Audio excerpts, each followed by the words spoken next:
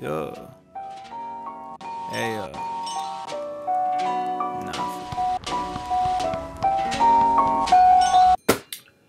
Yo les coquinous et les coquinettes, fans de basket.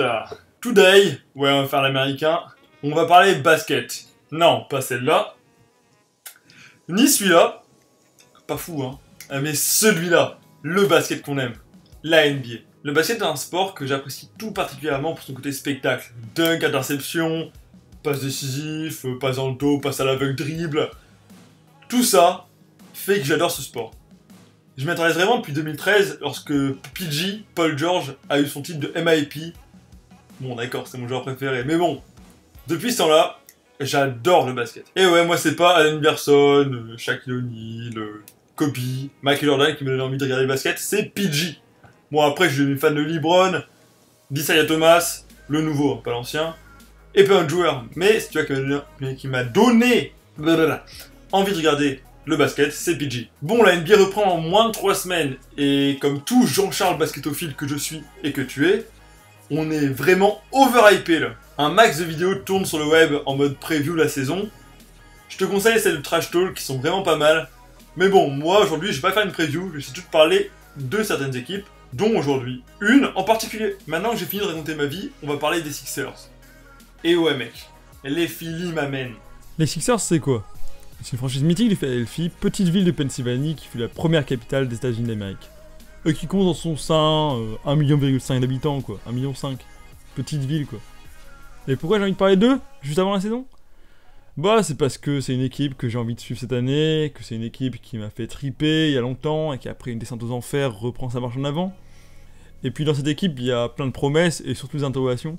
Il y a un numéro 1 de draft qui me hype de ouf, un rookie français que j'ai envie de regarder, Cocorico, quoi. Et après, il y a la question de l'équipe effective qui est disparate, mais on en reparlera après. Bref, pas mal comme intro, non? Bon, si tu connais pas les Sixers, c'est une franchise mythique de NBA, qui a gagné 3 fois le titre, 3 bagues donc, et qui a eu en son sein Chamberlain, Cunningham, et surtout, Allen Iverson. Bon, surtout, c'est ça qui m'a marqué. Ah, The Answer, quel homme. Ce mec me fait triper comme pas possible, même sans gagner de titre. Je regardais pas le basket à l'époque, et oui, je suis encore un nourrisson, les gars, désolé, j'ai 20 ans, mais les vidéos de ses exploits, elles sont encore dans ma tête, quoi. Et ces images, elles sont encore revenues avec le Hall of Fame cette année, où il y est entré avec le Shaq et Yao Ming. En un geste, il a marqué le basket, et il m'a marqué moi, avec un crossover de génie qui a brisé les chevilles de MJ, quoi. Michael Jordan, le meilleur joueur de tous les temps. On l'appelait pas The Uncle Breaker pour rien, quoi. Bon, aujourd'hui, c'est plus la même histoire, hein. C'est plus tout beau tout rose. Les Phillies, ils squattent entre la dernière et la dernière place de la conférence Est, à même pas 30% de victoire. Bref, c'est pas fou. Après le départ d'Iguodala, il y a 4 ans, les Sixers ont entamé, grâce ou sous l'impulsion de Simon Key, un bon gros stanking des familles. Il avait toutes les cartes en main, cet homme.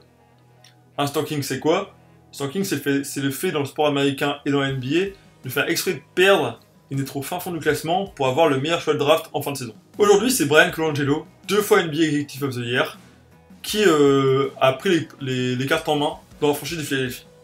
On lui a donné toutes les clés pour pouvoir remonter la pente, grâce à un centre d'entraînement dernier cri qui vient de sortir de terre, des jeunes avec beaucoup de talent, et un numéro de draft. Ah bah. Mesdames et messieurs, le franchise player. Bon les gars, si vous devez regarder un seul joueur cette saison chez les Sixers, c'est lui, Ben Simmons. The numéro 1 de la draft. Mini Brown comme je m'appelais. L'ailier australien de 2m08 a un physique impressionnant, une capacité à aller au rebond qui lui permet de protéger le cercle et d'envoyer ses coéquipiers en contre-attaque. Il a une vision de jeu à la Bronbron, et on peut s'attendre à des super passes dès cette saison. Grâce à son physique et à sa vista, il est capable de jouer ailier fort et même arrière, comme l'a essayé Ben Brown à entraînement, mais c'était pas ultra bien. Bon, tout n'est pas rose, il a un shoot mid et long range qui est pas fou, mais bon, ça se travaille, je me fais pas de soucis. En NBA, beaucoup de joueurs arrivent avec un shoot pas ouf et progressent à ce niveau-là. Bon, manque de bol, au moment où je tourne la vidéo, notre future star, elle s'est blessée au pied. Verdict, entre 8 et 11 semaines sans jouer, d'après ce que je dis à ce moment-là. Et ça rappelle un certain Embiid. Bon, Inch'Allah, c'est pas le même bid. LOL. Et boum! Mais il n'y a pas que lui à regarder chez les Sixers. Il y a aussi Dario Saric, le génie croate. Regardez. Même poste et même profil que Ben Simmons, sauf qu'il n'a pas vraiment cet œil omniscient. Même s'il se débrouille bien à la passe, c'est pas la même chose, c'est pas la même vision du jeu. Mais il possède un bon shoot à mid et longue distance, ce qui le différencie de Ben Simmons.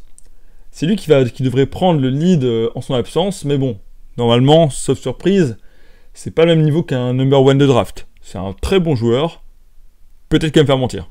Ensuite, l'effectif est surtout vraiment fourni à l'intérieur, avec 3 joueurs pouvant jouer au poste de pivot titulaire dans l'équipe. Il y a Embiid, le 3ème de draft de 2014, qui, à cause de pépins physiques, n'a pas pu vraiment écabousser les terrains d'NBA depuis 2 ans. Hein. Il n'a pas fait un seul match, ni une seule minute. Ensuite, il y a Okafor, qui fut la seule vraie embellie la saison dernière des Sixers. Mais bon, lui, il sait qu'attaquer, il sait pas vraiment défendre. Et ensuite, il y a Noël, qui fait toujours le taf en défense, un très bon joueur. Bref, 3 joueurs pour un même poste. Ça va être très difficile pour les Sixers de faire varier le jeu. En bref, il faudra séparer de un des 2 derniers parce que Embiid, les Sixers comptent vraiment sur lui.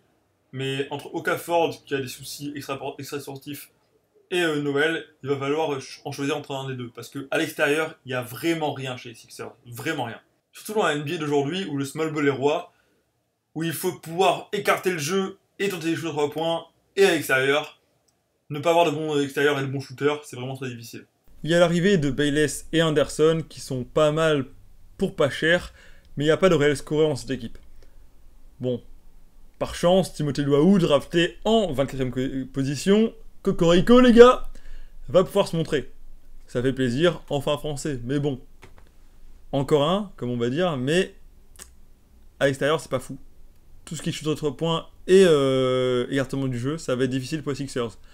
Bon, après, avec les passes de Dario Saric et les passes surtout de Ben Simmons, leur vision de jeu va permettre d'ouvrir des brèches dans la défense adverse. Mais bon, ça manque de côté extérieur.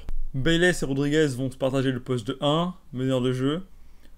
Bon, je pense que Rodriguez va au départ être remplaçant, pas dans le 5 majeur, mais au fur et à mesure de la saison, vu le basketteur qu'il est, qui est très sous-estimé d'ailleurs, je pense qu'il va entrer dans le 5 majeur et avec Rodriguez, franchement Rodriguez c'est un bon joueur, il peut apporter quelque chose, c'est le master pass comme on l'appelle, un bon joueur.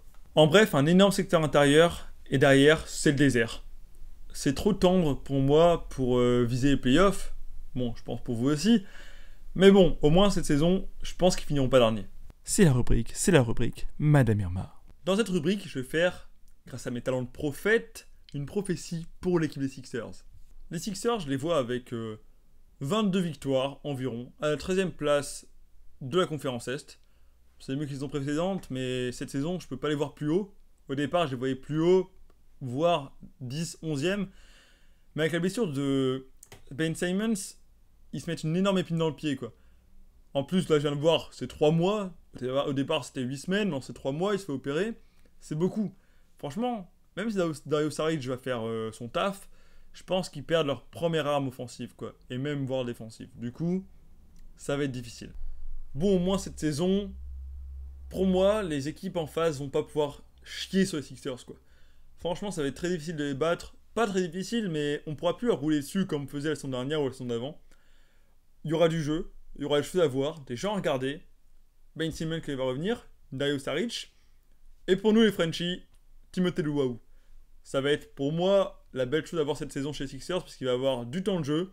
C'est un joueur qui a du potentiel. On l'a vu bon, je ne l'ai pas vu jouer avant, mais dans les vidéos qu'on voit de lui et dans la Summer League par exemple, on voit qu'il a du ballon, qui peut shooter, qui peut entrer à l'intérieur. Bref, il va pouvoir progresser, s'exprimer en NBA et ça c'est pas mal. Bon, en commentaire, vous pouvez me dire ce que vous pensez de la saison des Sixers, ce que vous pensez de la vidéo. Si vous pensez que comme moi, à cause de Ben Simmons qui est blessé, ils vont pas pouvoir s'exprimer au maximum. Et si vous pensez que Dario Saric va exploser et mettre Ben Simmons sur le banc, pourquoi pas, dites-le-moi en commentaire. Et sur ce, si t'as kiffé, lâche un dab comme d'hab. Un like, pardon, comme d'hab. Et voilà, abonne-toi si tu kiffes. Franchement, je vais essayer de faire plus de vidéos NBA. Franchement, une par semaine ou par 2 semaines parce que avec les études c'est dur. Additionner à ça, le Let's Talk Foot où je parle vraiment de foot, où je sais pas si toi, fan de basket, tu vas kiffer. En tout cas, bref, si t'aimes le sport, abonne-toi à la chaîne. Si t'aimes le basket, abonne-toi à la chaîne. Si t'aimes le foot, abonne-toi à la chaîne. Bref, abonne-toi. Et voilà! Frérot, à la prochaine. Peace.